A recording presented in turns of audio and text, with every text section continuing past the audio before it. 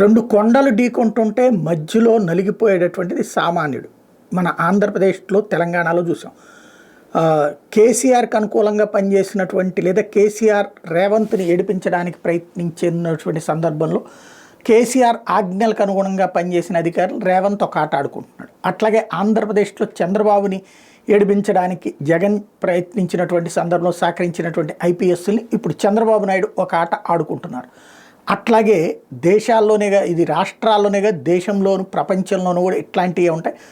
అమెరికాలో ఇప్పుడు ట్రంప్ని వేధించడానికి, ట్రంప్ మీద కేసులు పెట్టడానికి, ఈ మొత్తం అసలు ట్రంప్ని జీవితంలో మళ్ళీ అధ్యక్ష స్థానానికి పోటీ చేయకుండా ఉండడం కోసం బైడెన్ పన్నినటువంటి కుట్రలో కీలక పాత్రధారి అయినటువంటి అధికారి ఇప్పుడు ఇరుక్కున్నాడు.